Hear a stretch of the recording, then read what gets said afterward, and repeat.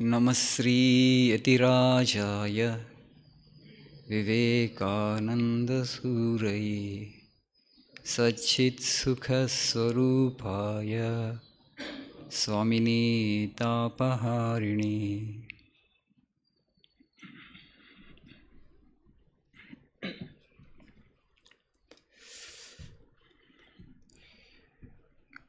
Overcoming difficulties to strength, Swami Vivekananda's way. We all have difficulties in life. Life throws at difficult situations. How to handle those situations? What we need to have to handle those situations? How are we to equip ourselves? How are we to empower ourselves? Strength we require. Everybody wants strength, right? You want to be strong, physically, intellectually, and spiritually. Swami says, everything that weakens you, either physically or intellectually or spiritually, reject it as poison, he says. There is no life in that. Because it weakens you. Why we want to be strong? Because weakness causes suffering. Only the weak suffer, not the strong. That's why strength is life eternal, strength is felicity, Swami says. But you need to understand this word strength properly. Strength doesn't just mean the physical strength. We need to have the physical strength because a strong mind lies in a strong body. But that is not the highest strength. There are a good number of people in the society who are very strong physically, but they are very weak mentally. And they may be having very little spiritual strength. Mental strength also is not sufficient. There are so many intellectuals, so many people who are intellectually well endowed, but they too suffer a lot. Just intellectual strength or knowledge of this world is not sufficient. The information, what we mean is, you need to have higher strength, that is spiritual strength. You need to know yourself. You need to have the highest understanding as to why we are here and what is the ultimate objective of life and how close you are to that objective. And that depends your strength, in fact. The clearer the perspective that you have on life, the better endowed you are. So we have to gain strength. And according to Swamiji, renunciation gives us the highest strength. Though we don't like to cultivate renunciation, he says actually there is no other option, there is no other alternative. Our rishis and sages, they have pondered on the nature of existence deeply, and then they have come to the conclusion. And Swamiji says that is the ultimate truth. If you cannot renounce, if you don't have the strength, just accept that I don't have the strength, but don't bring the ideal down. Saying that actually I cannot renounce, but that is not but I don't think it is the highest ideal. There is no other way you can avoid suffering. The only way to avoid suffering, the only way to overcome all difficulties is to strength, and strength comes through renunciation. I'll read out a few lines of Swamiji because the original lines are so powerful after a few minutes. So today we are seeking so many things. Individuals of the society, they seek power. For what? The individual thinks that power makes him strong. Power gives him strength.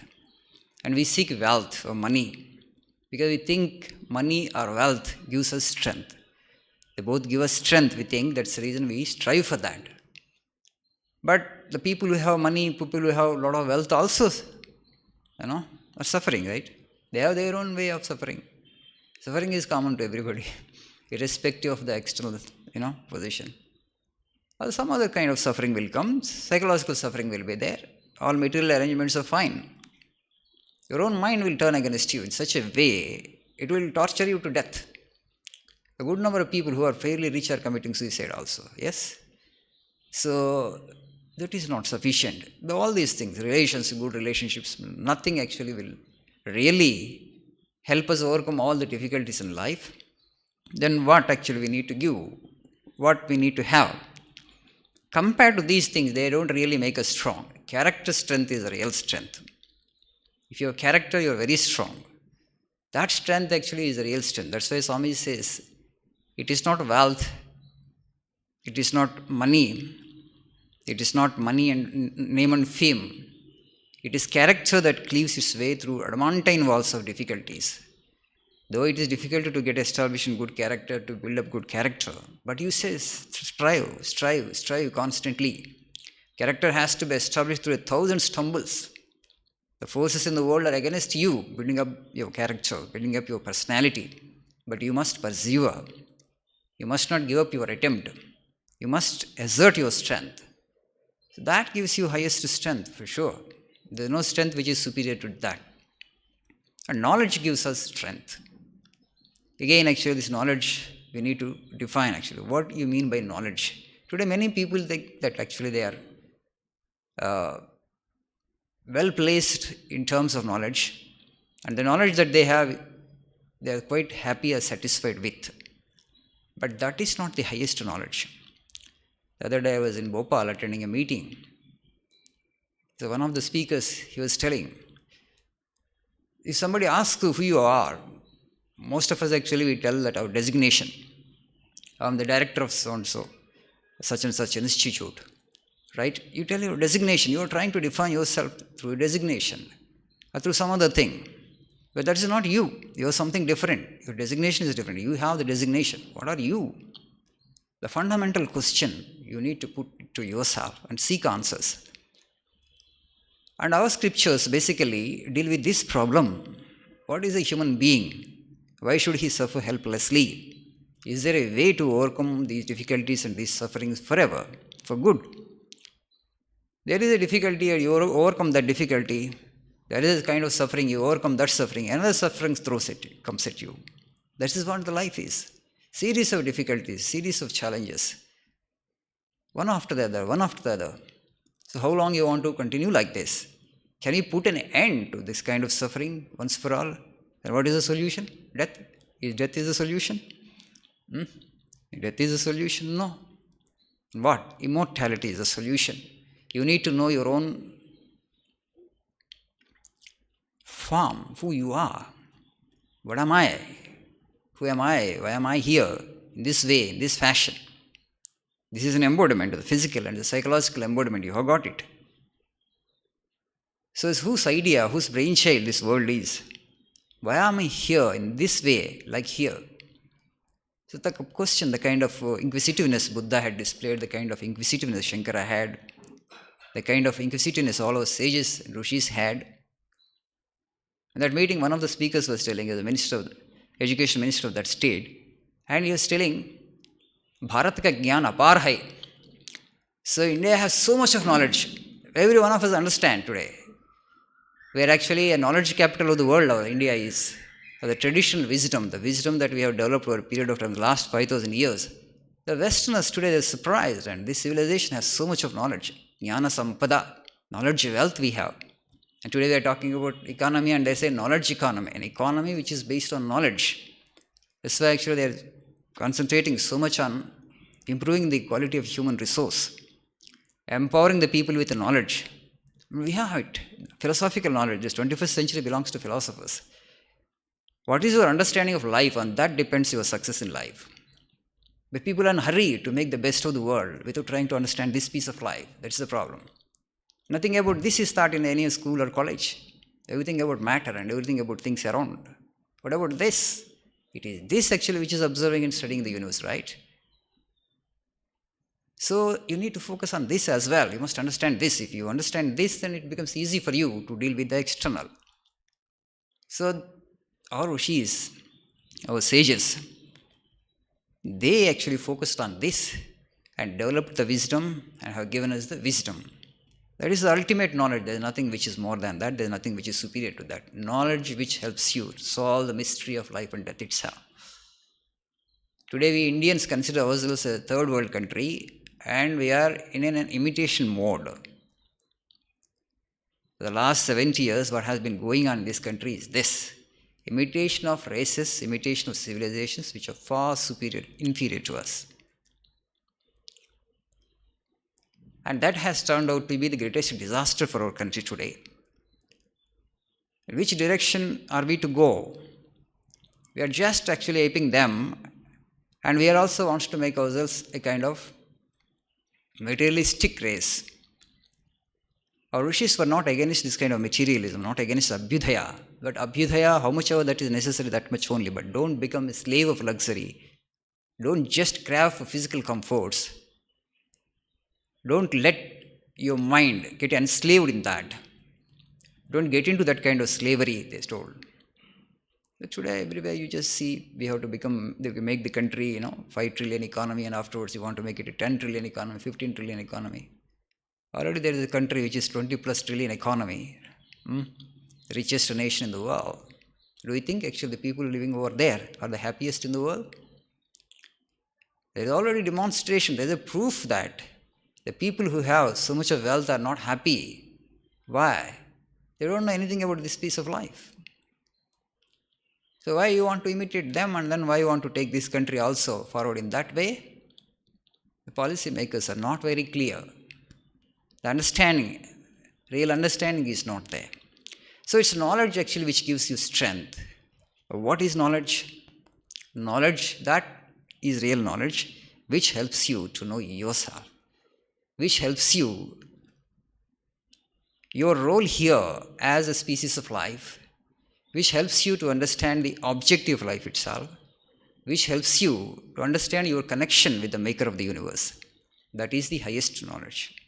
Bhagavad Gita, when Krishna speaks about the spiritual knowledge, and he says that the individual who is established in this knowledge, he will not get shaken up even great problems come into his life. Life may throw highest challenge, but he will not be shaken up by that. Because you are firmly established in yourself. You have understood your connection with the divine. Nothing of this world will shake you, and you have become immortal. And attaining to that immortality, attaining to that freedom, the ultimate freedom, is the goal of life. Our scriptures constantly talk about that only. If you just see a text like Yoga Vasishta, 32,000 slokas. Very simple. The philosophy, the gist of the book is, the whole world actually is a projection of the mind, right? That is not, the projection is not real. Mind itself is a fictitious projection from consciousness, and the world is a projection of the mind. So behind these two lies consciousness, that alone is the reality, that alone exists all time. Everything else actually momentary, everything else is unreal. And so get established in that consciousness, and afterwards as much as abhyudaya that you need and you require, you get it. At that point of time, the world becomes totally unreal for you, and you don't need anything to make yourself happy. You are self-established, established in yourself, established in the glory of your own being. Swamiji was talking about strength and how renunciation gives strength. He quoted in his lectures from Colombo to Almora, one of his lectures, he mentions about this incident, Alexander coming across that great yogi Dandamis. Alexander, the world conqueror, had a lot of regard for his guru Aristotle. Aristotle probably might have told him, if you are going to the other part of the world and if you are going to conquer India, please look out for yogis. The Indians have the spiritual wisdom, and you will come across their great men of exceptional wisdom. Greeks used to take pride in themselves being great philosophers. 3rd, 4th, 5th century BC, the kind of renowned there in Greece, Athens, Socrates, Aristotle, Plato, great thinkers on par with our Upanishadic sages. That was the golden period for them. Only intellectuals were respected, philosophers were respected in Athens, not warlords. And Alexander was a warlord. He was not from Athens as such, he was from Macedonia, the northern Greece. And then they went, and political power they conquered. But the kings were not that respected. But who were respected in Athens? Philosophers, intellectuals were respected. And so Alexander's father wanted to give a great teacher to his son, Alexander, and he requested Aristotle to be his tutor. And Aristotle trained Alexander. But Alexander was just 19-year-old, when he set out and his world-conquering mission. But Alexander had an idea to conquer the world. That was not his own idea, his mother's idea, Olympus' idea. His mother was not happy with the kingdom her husband. His father was ruling. The Philip, Alexander's father, was ruling a small territory. And because she was his queen and she had a desire, let my son become the conqueror of the world, the emperor of the world, that was her desire. She implanted that desire in the child when the child was in womb. Though Aristotle tried his best to make him philosopher, to teach him the lessons of life, he found it very difficult because already mother implanted that idea that you should become a world conqueror. So Alexander would take interest only in battles, in using the weapons, and he got trained well, and he had no fear. Because mother prayed to Greek god Zeus, and the Greeks considered Alexander as a reincarnation of Zeus. And then he set out on his mission of to conquer the world at the age of 19. He was almost unstoppable in all his battles. I don't think actually there's an acquired strength. He got it by birth. Aristotle wanted to put a check to that tendency, but he could not because he had understood that desire and Alexander became one and the same thing. The desire possessed him to such a degree it would be impossible to separate that desire from Alexander, to conquer the world, to become the world conqueror, ruler of the world, emperor of the world. He was groomed with that thought in his mind, and then he set out. Then Aristotle told him, in case you have to go there, in case if you really want to become the emperor of the world, and if you go to that part of the world, India, if you come across a yogi, please actually bring him to Athens. Please get a yogi over here. Why? They wanted to have knowledge. That individual would enrich this society with his knowledge. So after coming here, Alexander was looking for a yogi in Takshashila. So the battle on the bank of Jhelum, actually, he had encountered that Purushottama. You know the story. He conquered Purushottama, and then afterwards, he asked his soldiers, inquire with people, are there any yogis here? And then actually, the people told him about Dandamis, actually, a great ascetic, meditating under a tree. So Alexander sent his emissaries to fetch him. When they went there, they told him actually, oh, teacher of Brahmins, our leader Alexander, the reincarnation of Zeus, wants you to go there. So please come. If you come there, Alexander will reward you with so many gifts. If you refuse to come, he will behead you.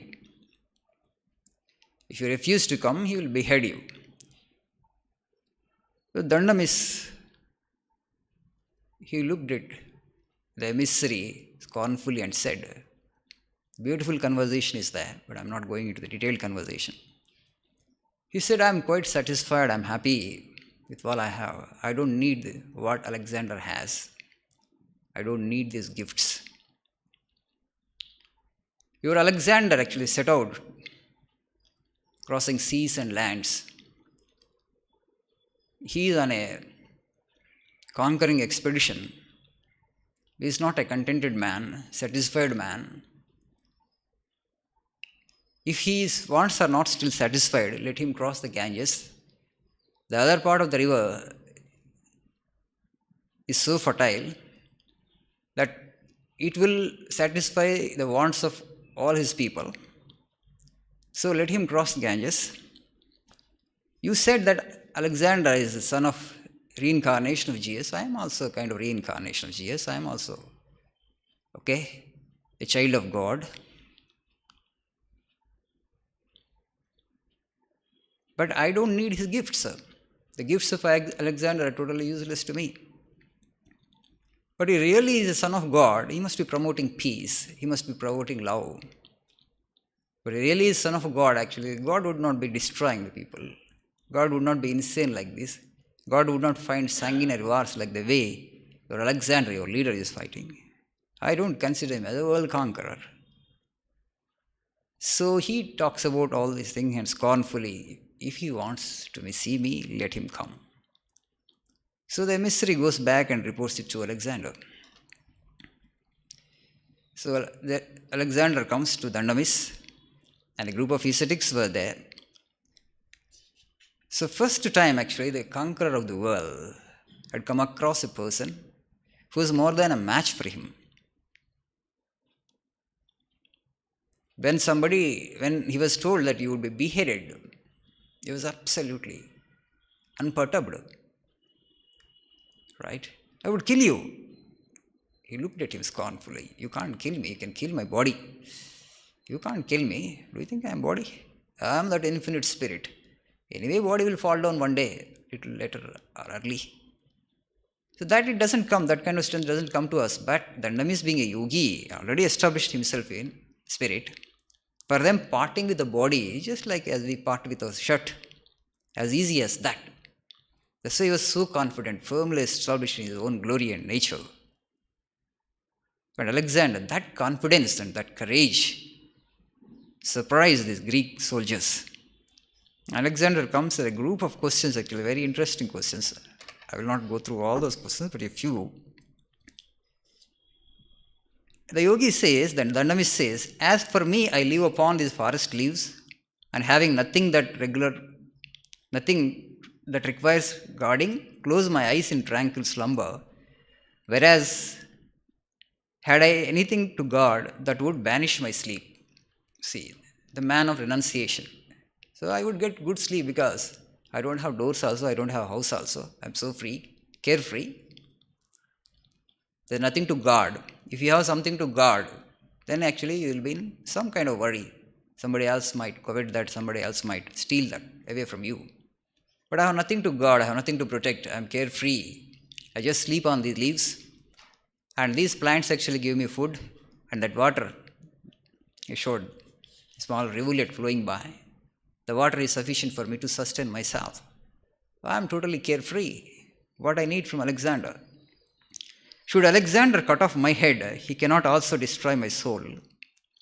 My head alone, thus silent, will remain, leaving the body like a torn garment. Then my spirit shall ascend to God, who enclosed us all in flesh and left us upon earth, to prove whether here below we shall live obedient to his ordinances or not. What are God's ordinances? You must live in such a way that no life should get affected by you. No life should get troubled by you. We say in our Sanatana Dharma, Ahimsa Paramo Dharma. That is the eternal dictum, eternal truth.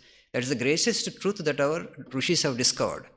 You adjust your life in such a way that you would not have to hurt anybody on this planet Earth, including animals. To that kind of Advaita, you must raise yourself to.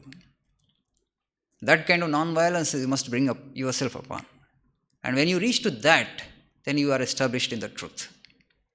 And that requires renunciation. There is no other option.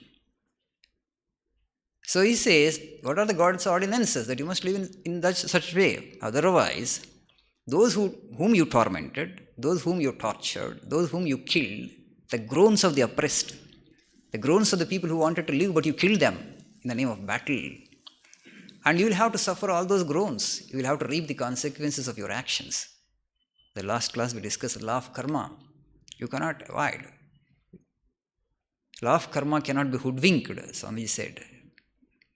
It's inviolable, Mahatma Gandhi. God has written the law. You must understand the law. The ignorance of law is no excuse. When suffering comes to us in our lives, oh Lord, actually I have not done anything in my life. So, but why I deserve this kind of punishment? Why I deserve this kind of suffering? Probably you might not have done anything wrong in this life. In your previous birth and previous existence, you might have done something. You are not able to see the causes. Effect, actually, you are finding it difficult to bear. The causes are there. That's why in our culture we use the word adrushta. Drushta means that which can be seen. Adrushta is that which cannot be seen. Drushta, adrushta. So actually somebody has made a fortune, say, adrushtam. Okay? You are not able to see that. You think actually you suddenly struck it rich. No. In the past birth you must be a very generous man. Okay? He must be a very generous man. He must have acquired a lot of punya or merit, because of that actually, in this birth, whatever he touched, it turned out to be gold. There are causes, invisible causes, that's why we say adrushta. So this is the ordinance of God. You must live in such a way, you must conduct yourself in such a gentle manner that you would not hurt anybody. That is the highest dictum. Why should I not hurt anybody? Because all is you. Other life is also which you think is other. It doesn't really exist. It's you in multiple forms. When that is the truth, how can you hurt yourself? When you are hurting others, you hurt yourself. And to practice that, our rishis have found out, renunciation is the only way. If I identify with the body, and our bodily pleasures and bodily comforts become the sole object and sole purpose of my life, then there is no way you can lead a non-violent life. You will have to hurt somebody, you will have to push aside somebody, you will have to jostle with others. All these things will happen. That's why renunciation gives strength. Renunciation takes you towards immortality. Na prajaya danena tyage naiki amrutatva manashuhu. Not through prosody, not through wealth, and through renunciation alone immortality can be acquired. And only we understand that ideal. No other nation on this planet Earth understands that ideal. So we should take full pride in that. The yogis are our role models. The sages are our role models. Men of exceptional wisdom, men of uncommon wisdom, and men of highest wisdom. Those who have understood life in its entirety, those who have understood life in toto. And we are the descendants of sages and rishis. And today we don't want to follow their teachings. We don't relish those teachings. Because the whole society is going in one way, and we want to just conform to the ways of the society. That has turned out to be a great danger for civilization. There's so much of suffering. You just see psychological suffering. All this is because of this. You may be poor economically, but you're not a poor human being. You can cultivate love, you can cultivate truthfulness, you can cultivate honesty, you can cultivate compassion. They don't require money. If you have these qualities, you are super rich. You are very close to God. You will invite the jealousy of gods with these virtues. Anybody can cultivate. But today the whole society is running after money in such a way that as that has become. Not that we don't need money. I'm not saying that. We do require. But that should not be the sole objective of a civilization, of a race. We should not mortgage our soul like that. The rishis have defied everything and then they established themselves. So this clarity must be there.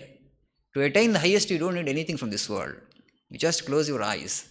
Immediately your mind will not come under control. It asks you to get up. You do that. You will lose in life. You lag behind in life. So that's what the mind always wants to tempt us with the things of the world. The rest of the world is going in one way. And you just want to be different from them. For what? You will lose this and that. This is all projection of the mind. It's Maya, right? Well, you sit. You will drop that. It will not tempt you anymore. It will not trouble you anymore. It gets dropped. Thinking that this person has understood that I am Maya and I cannot tempt this individual anymore with the things of the world. The mind actually rests in its own source. That is the highest state. That is nirvana. And the man who attains to that will conquer the world. He has become the real conqueror of the world. And this Dandamis, when stood up, for Alexander's challenge, Alexander, everywhere actually, when you show a sword and people would shiver, would die in fright. But this man, when I say that I will behead you, he is scoffing at me and he says that is the biggest joke that you have ever cracked.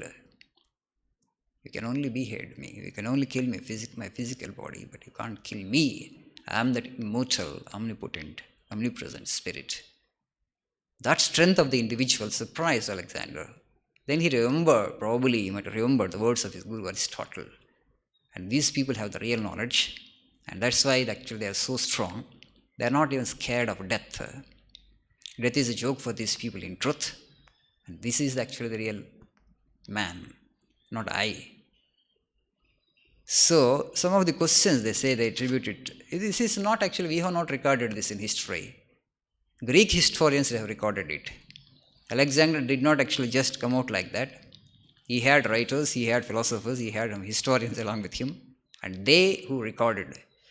So, some of the questions which actually Alexander himself has framed, he was not just a vulgar conqueror, Vivekananda says. He had a noble ambition. That was, the ambition is, his goal was good, but the method that he had employed was absurd. The means was absurd. The end, the goal was, objective was good. The objective was to unify the world. For what? The Greeks considered themselves as the most civilized beings of that particular period. And the rest of the world they considered as barbaric races. Okay, they are uncivilized. We need to civilize them. How that will happen? So first, actually, politically, you need to unify the world. There must be a single ruler. Then you can enforce this civilization, this Greeks' philosophical thought upon every individual. That's how the whole world will get civilized. That was the idea. We also have known that, but we have acted gently, not through wars. We have been trying to civilize the world with our spiritual thought for millennia. How we have done that? We have done it fairly well. Gently we have done it. Through persuasion we have done. The only missionary religion that born in the world, which has actually conquered half of the world without using sword, is Buddhism. Hinduism is not a proselytizing religion at all. We never believed in, converting other people into our faith. Ours is not a proselytizing religion. Because we firmly believe that all religions are created by God. All religions are valid paths to reach God. So you will try to convert somebody only, that means what you are saying is, my religion is superior to your religion, so you come and get converted into my religion. That is actually the source of conflict. But we never believe in that. We always say that all religions are valid paths to reach God. So we have never had any conflict with any other religion, people of other faiths. The Buddhism actually is a missionary religion, but they spread all over the world. Not through sword, but through gentle persuasion. This is what actually Tathagata says. If you like it, you take it. And the people have taken it.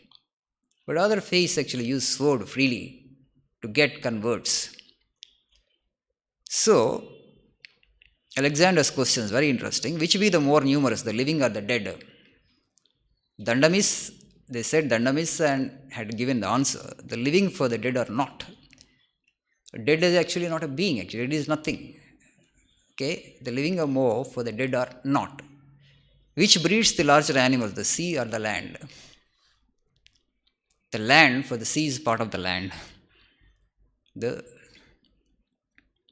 Which is the cleverest of beasts? That which man is yet to get acquainted with. We have this fear of unknown. All the animals that are known, we have conquered them.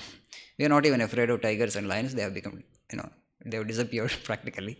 We have made them almost an extinct species, most of the animals. We are not afraid of any creature on this earth. We are only afraid of beings or things that are yet to come. That is because of the imagination, right?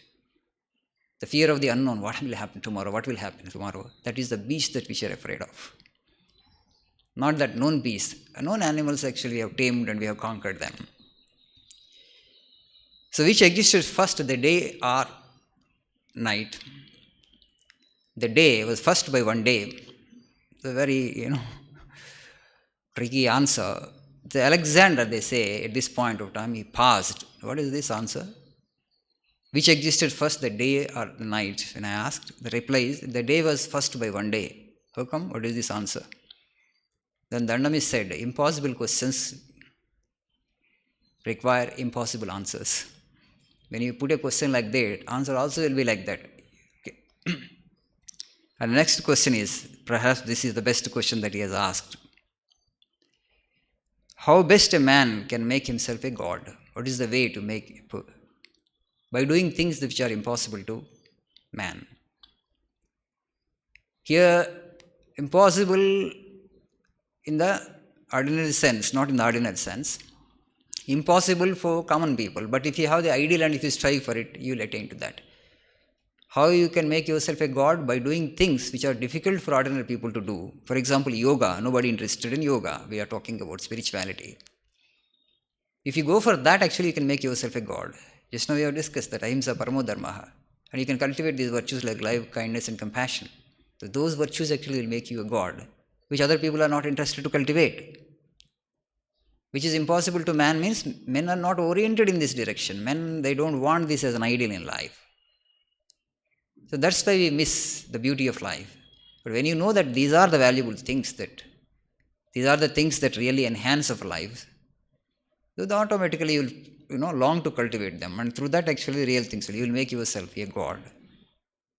Perhaps another question that he asked, which can, what is stronger, life or death? The answer that Dandamis had given is life, because it bears many evils. Death doesn't have to bear any evils. There is no evil in death, it's smooth. Only once it happens, it is smooth. Life is always volatile, ups and downs, and so many evils are there. So life is stronger than death. Because Alexander asked the question, which is stronger, life or death? The answer is life. Why life is stronger than death? Because it bears many evils. In death there is no evil, only one time evil, if you consider it as evil. But all the philosophers and sages have said in one voice that death is far superior to life. It doesn't mean that we should commit suicide, please understand. Death means the death of the ego.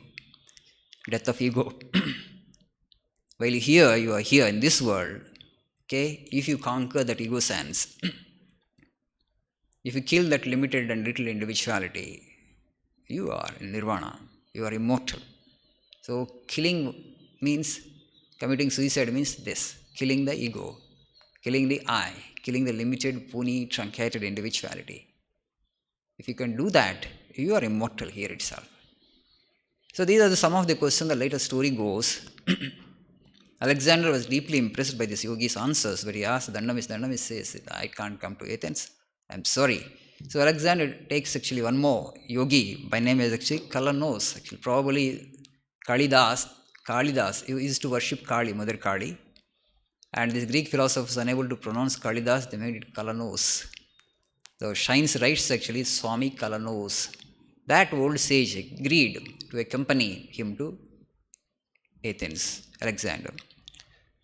And they were on their way. The Kalanos had accompanied them up to a place in Persia, Susa in Persia. There actually he felt like giving up his body. Then he expressed his intent. I want to give up the body. The Greek soldier didn't understand. What do you mean by giving up the body? Because he was a yogi, he felt it is burdensome to bear the body. Because the journey in those days actually, not like no planes were there. You have to go through this desert and other things. So he also actually dropped his desire to go to Athens. And also the yogi could foresee that Alexander himself would not reach Athens. Whereas my question of going to Athens, Alexander himself would not go to Athens. Then he asked the soldiers to light a pyre, to light a huge fire. And the yogi just entered into the fire and sat in the fire. And that was a great surprise for Greek soldiers. How can a person can do this? How is it possible? Well, he had no body consciousness. He just went and sat. Absolutely did not show any sign of fear or any sign of experiencing agony or pain. And that surprised them. And before entering into the pyre, he embraced the people whom he had acquainted with, except Alexander. And to Alexander he said, I would meet you in Babylon. I would meet you in Babylon. Exactly 1 year after that, Alexander died in Babylon. He did not go to Athens. He did not reach Athens. He had contracted a serious illness. The legend has it that Alexander asked one of the wishes, the last wish, after I die, when you put me in my coffin, please see that my hands are left free. My hands are stretching outside the coffin. So he wanted to tell people that I am here, the world conqueror. I am not taking anything to the next world. I am going empty-handed from this world. A great philosophical message he had given. Half of the land he had conquered, but he could not take anything to the next world. We don't know how his soul fared. There were so many battles he fought, so many people he had to kill to satisfy his ambition of becoming the ruler of the world. Probably towards the fag end of life, he might have felt that it was a mistake on his part to set out on this mission. Who knows? We don't know. Alexander never thought, perhaps never, he might not have thought that the death would come, the end would come so abruptly. Before he could enjoy any of the lands that he had conquered, he had to depart from this world. And so this sage Kalanos told him that I would meet you in Babylon. Alexander did not understand that when actually He was in Susa in Persia. Exactly after 1 year, when he went to Babylon, there he had died. Probably he could recollected the words of the sage. The sage said, okay, I will be with you.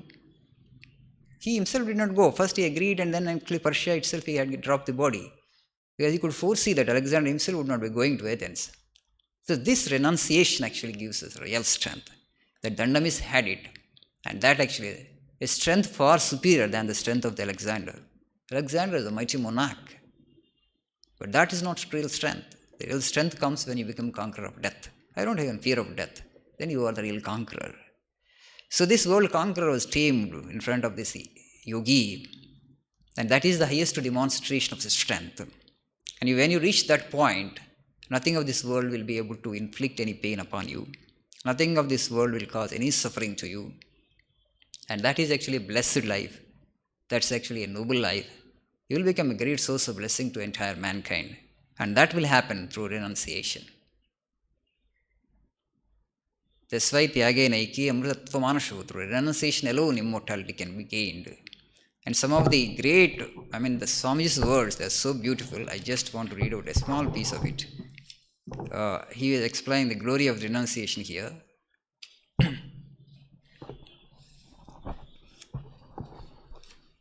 Just few lines, but the language is so beautiful.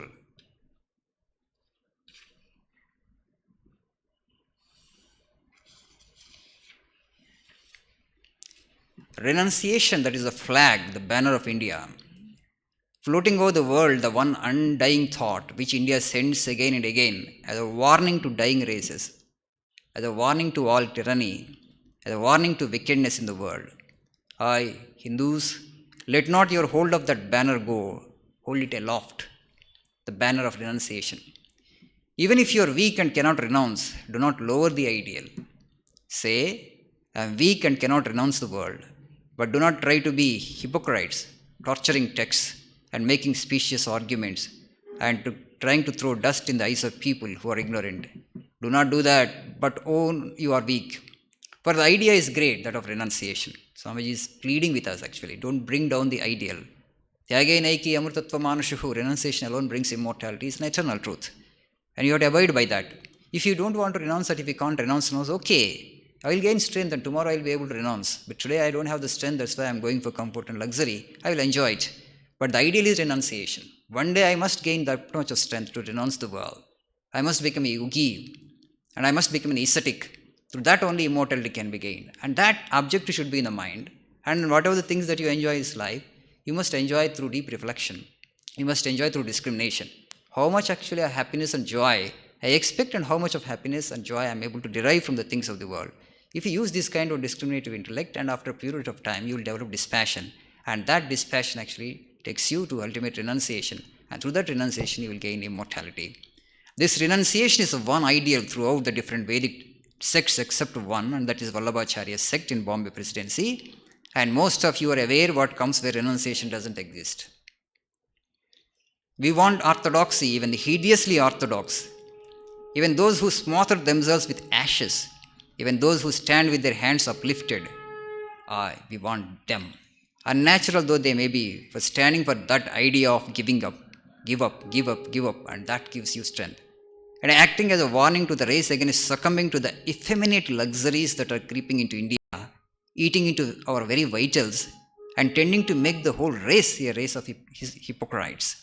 This is the language of Swamiji. In those days, 120 years back, what actually luxury was there? But still he is saying that, don't go after that. You just follow your sages, what they did. And we have to adjust our life according to the injunctions of our sages. We have to walk in their footsteps. That is the only way for this country to survive. And only when India survives, the rest of the world survives. This ideal of renunciation, this ideal of spirituality, this ideal of attaining immortality through renunciation, giving up, we must give to the rest of the races. Otherwise, there will be competition, there will be struggle, there will be greed, there will be wars. Anything can happen. Human being will become ugly. He will become as ugly as savage. Because if you just lead a body-centered life, the virtues you cannot cultivate. Only through renunciation you will become God-like. Renunciation conquered India in days of yore.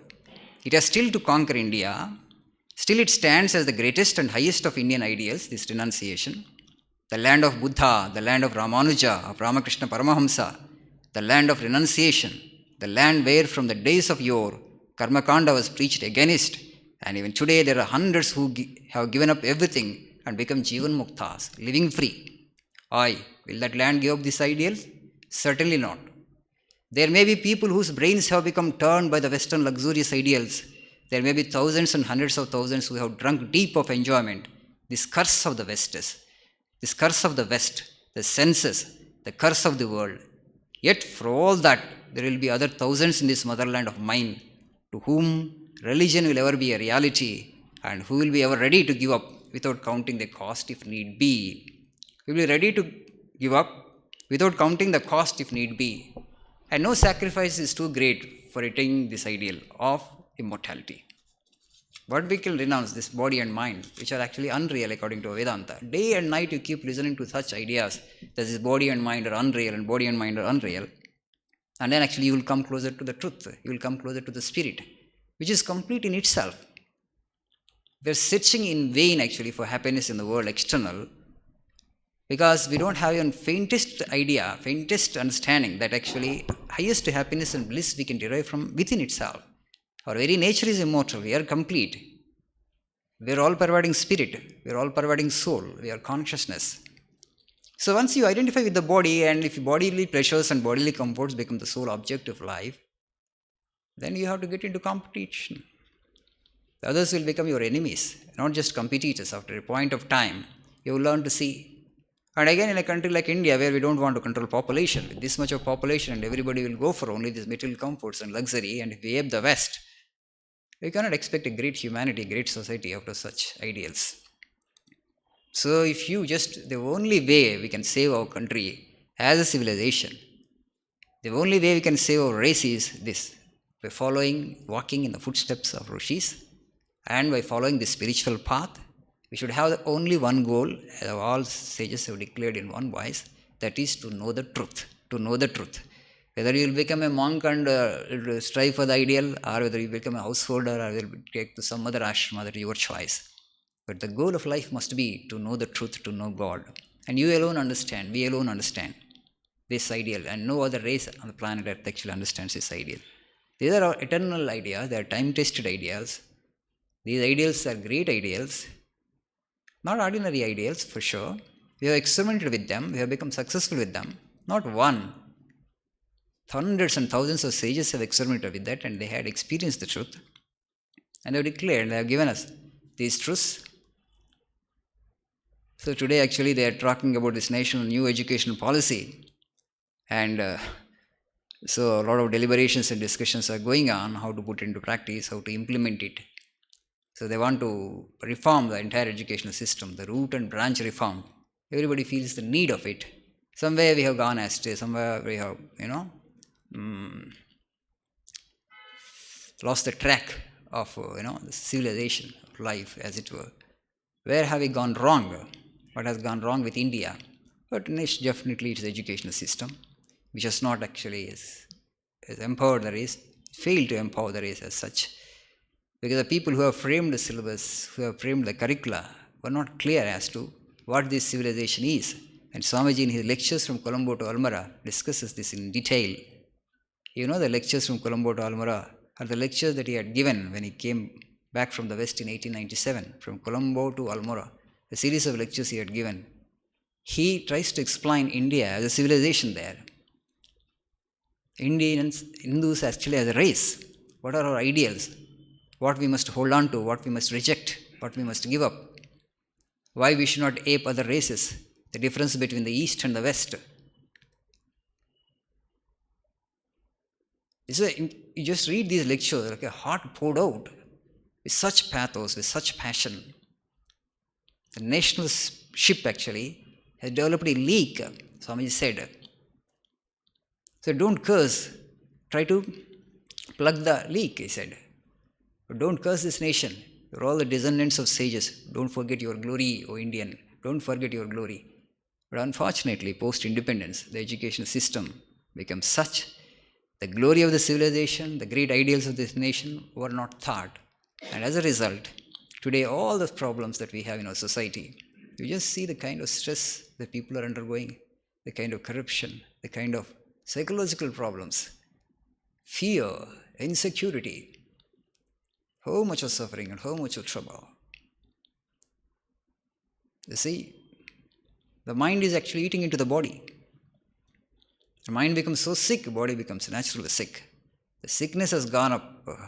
So I don't know in terms of 100% or 200% or 500%. Statistics are not important, but we all see it, we all perceive it. Fear, insecurity. For all these ills, the solution is this. We must know what we are as a race and what this civilization stands for.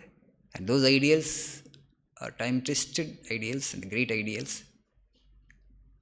As a race, actually, no, for other races, actually, to come to this point and to think about these ideals, to make these ideals part of their lives, it would take eons, it would take millennia, I'm saying.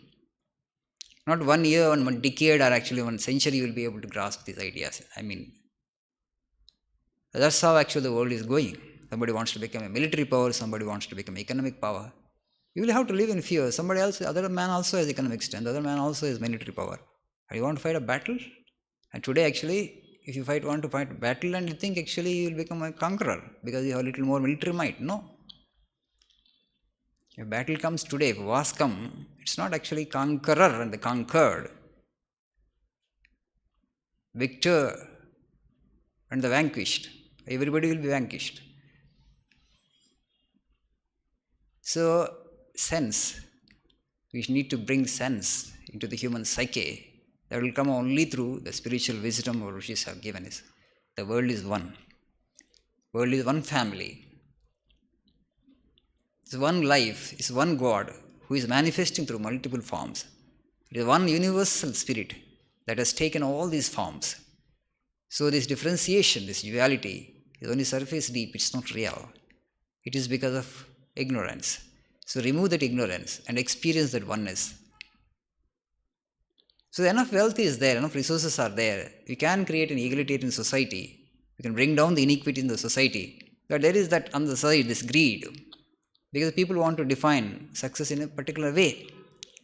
My understanding of success is I want to become very rich. If I become very rich, actually the society respects me. So everybody has that goal, and then you have to push others aside, right?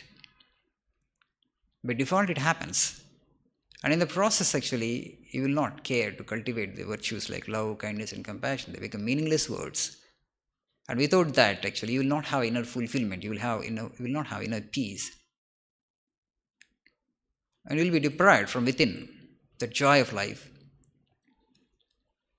For the outside world, you may be a successful man, but you are inwardly, you are not that joyful. You are not that happy. So to prevent the society from falling down further, it is high time we gave every individual this elixir of life. The spiritual wisdom that we have is nectar. It is ambrosia. So knowledge is strength. What is strength? Knowledge is strength. Renunciation is strength. If we have these two things, knowledge, the spiritual knowledge, which says that renunciation actually empowers you truly, renunciation is the highest strength. And if you cultivate this renunciation, you will become stronger by the day, and you will be able to. Other words like detachment, dispassion, renunciation, they're all kind of synonyms. So you can cultivate all of them parallelly, or they all point out to the same thing. The more attached you are to the body, and the more suffering comes. Less attached you are to the physical and psychological, the more free you are from within. So they are all synonyms in a way. And that renunciation, if you have absolute renunciation, it gives you the highest prize, the highest gift, that you will become immortal, you will become God-like, nay, not even God-like, you will become God himself. So that should be our goal. So let us close today's talk here. Let's meditate just 2 minutes before we disperse.